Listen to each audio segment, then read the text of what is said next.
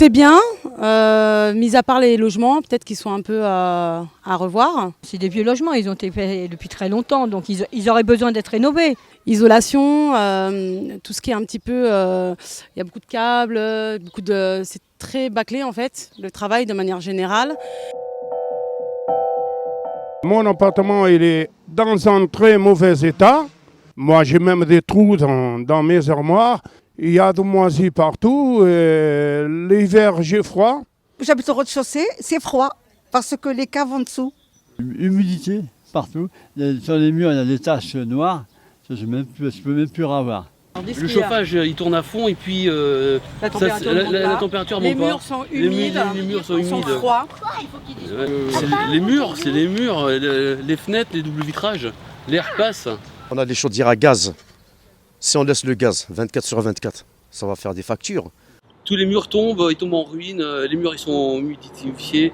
Les caves, pareil. Il n'y a aucun accès possible. Pensez quand même à l'insalubrité, parce que c'est un problème très grave. Mais je suis que côté ombre. Alors des fois, quand il fait trop chaud, je suis contente, parce que je ne connais pas la canicule. Mais il y a des moments, il me manque un peu de soleil dans l'appartement. J'ai mon volet cassé, je me demande maintenant il y a 2 ans, rien. J'habite au rez-de-chaussée en plus de ça. Les tuyaux, ils sont transparents. La décharge des toilettes en haut. Et j'entends tout, que ce soit la journée ou le soir. Problème d'isolation, de bruit sonore, d'humidité, ça je crois que c'est tout le monde. J'ai un appartement de 4 pièces qui fait que 67 mètres carrés. On est 4 dedans. En fait, ma salle de bain est dans ma cuisine. Il y a une loi qui dit, j'ai regardé sur Internet, je me suis renseignée, qui dit que normalement, un appartement de 4 pièces, il devrait faire minimum 80 mètres carrés. Il me manque 20 mètres carrés. Et c'est vrai que pour une famille comme la mienne, il nous manque vraiment 20 mètres carrés, quoi. Je sais que mon hall d'entrée n'a jamais fonctionné, ça fait 5 ans, 6 ans que je suis au même endroit. Donc n'importe qui peut rentrer dans mon immeuble, pas besoin de sonner ou quoi aux caisses. Mais c'est vrai qu'en vieillissant, je peux vous dire, 4e étage sans ascenseur, quand on monte les courses, ça commence à être difficile. Voilà. Qui s'attaque à des logements, qui a eu des soucis, le plafond qui est tombé, tout ça, je comprends très bien.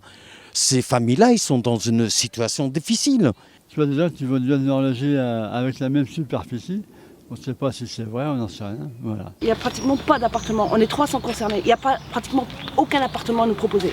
Donc un engagement du bailleur social et de la mairie à bénéficier, à être relogés s'ils le souhaitent, dans les logements réhabilités dès leur livraison. De l'annonce qui a été faite de dire toute la cité va bouger. Alors là, les gens se disent, voilà, on va bouger, mais quand ? Mais ça peut être dans 15 ans, hein ? Ça peut être dans 15 ans, ou dans 10 ans, on ne sait pas, ou peut-être tout de suite. Il faut surtout penser aux familles qui sont 4, 5, 6, qui se retrouvent dans des T3, des T2, et qui a des T4, mais malheureusement inaccessibles, ou très peu, où les gens, par l'égoïsme, ils restent dedans, ils ne veulent pas sortir, ils sont seuls, ils préfèrent garder un T4 que laisser des familles être libres et pouvoir que les enfants soient épanouis.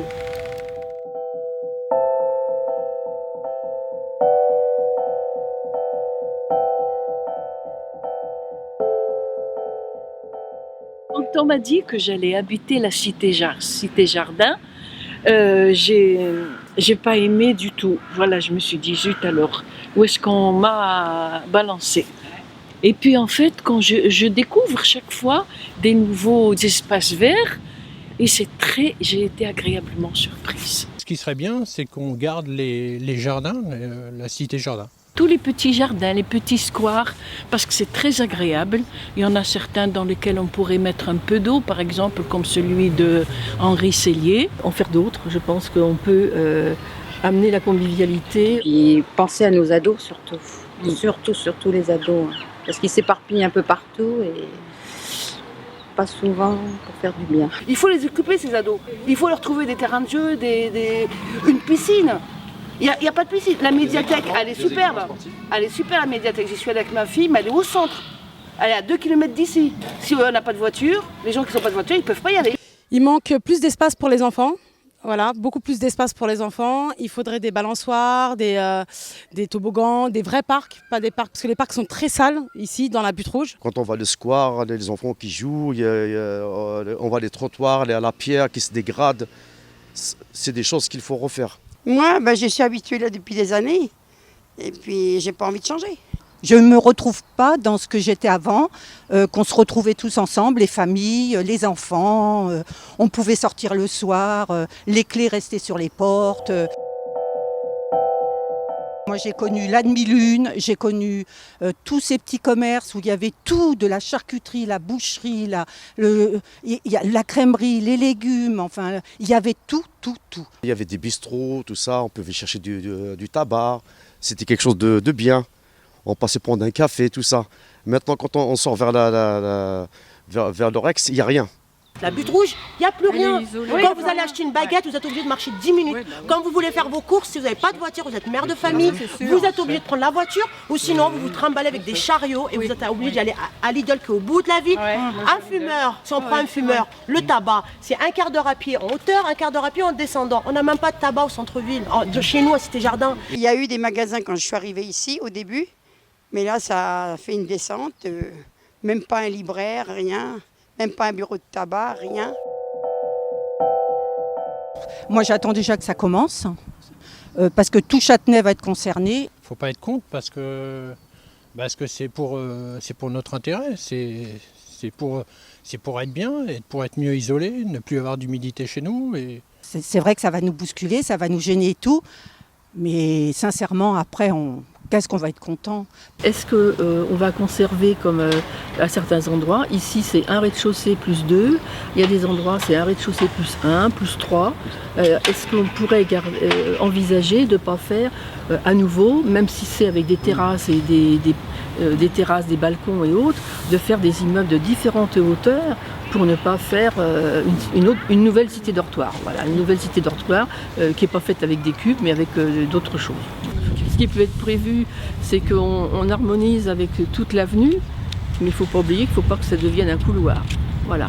Donc il faut ou de l'espace entre les immeubles, ou une diversité dans les immeubles, et ne pas refaire, comme c'est actuellement, toute une rangée d'immeubles sur toute l'avenue qui se ressemblent. Voilà, il faut de la diversité, là aussi. Je suis pour et contre, il faut dire qu'est-ce qu'il y a.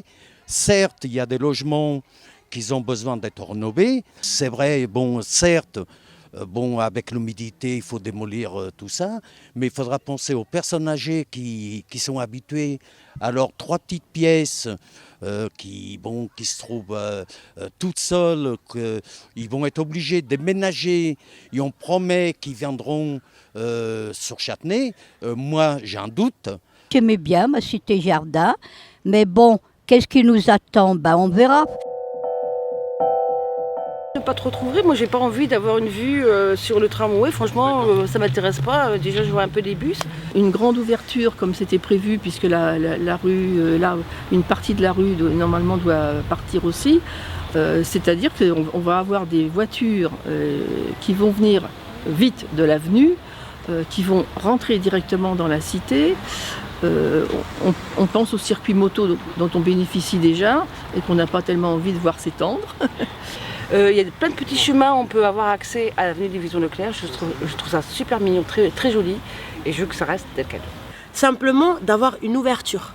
C'est que les gens qui n'étaient pas dans cette idée-là de dire vous habitez à la Butte Rouge ou au centre-ville, qu'il n'y a plus ça.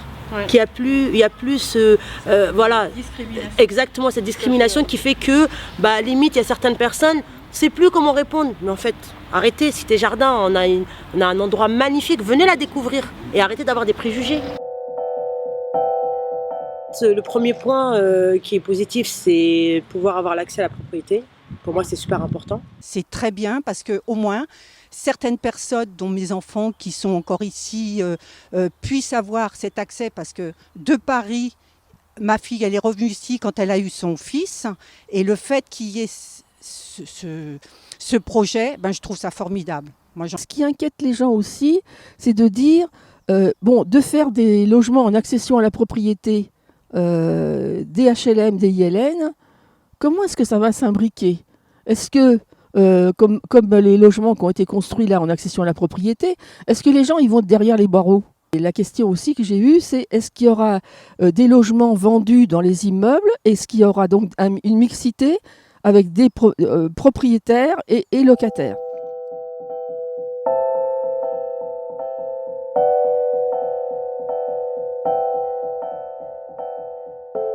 Ah, piétons sans problème. Alors là, pour nous, les déplacements piétons ne nous ont posé aucun problème. Les escaliers, notamment les escaliers, soient plus doux à descendre ou à monter. Alors, la plupart ont déjà des barres, mais j'aimerais bien moi avoir des bandes de roulement pour pouvoir passer mon caddie quand je vais faire mes courses. Les fauteuils roulants et les gens qui ont des, je sais plus comment, des petites charrettes là, tous les trottoirs de la cité tous les carrefours sont à refaire. Alors on a beaucoup de problèmes de stationnement parce qu'ici il n'y a pas de parking, c'est des vieux logements, du coup il n'y a pas de parking existant. Ce qui est le plus gênant, c'est toutes ces voitures qui stationnent n'importe comment, n'importe où, à n'importe quelle heure. Même le matin à 5h15 quand je vais chez eux, j'ai les voitures qui me viennent sur le trottoir. Faire les parkings en sous-sol pour les nouveaux bâtiments, parce que ça il faut que ce soit prévu et pas forcément seulement un parking par logement. Parce que maintenant s'il y a des enfants ou des jeunes et autres, il y a 2 voitures minimum, quoi. Ça, c'est quelque chose de bien pour Châtenay. Je pense que pour la mobilité des jeunes, ça partira du pied de chez nous, on va dire, jusqu'à où ils voudront aller. Je pense que c'est que du positif et en plus vachement moins de pollution, etc. quoi. On attend bien sûr, ça sera pour descendre vers Croix de Berny, ça va faire même pas, au lieu de faire 20 minutes, ça sera 10 minutes. Pour descendre vers Villiers, ça sera encore plus proche. C'est quelque chose de bien, le tramway, ça améliore la ville. Mais les travaux, c'est ça qui est dur. Les gens ont l'air de respecter à peu près ce genre de transport.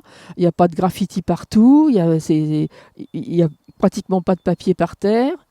Oh, j'aime pas, je ne prendrai jamais. Pourquoi? Parce que j'ai ma petite voiture sans permis, ça me suffit. Ceux qui n'ont pas de locomotion, ça va beaucoup les arranger. Et bon, c'est vrai que ça coûte de l'argent, mais ça serait bien qu'ils puissent aller jusqu'à Versailles, parce que ça ferait des belles balades.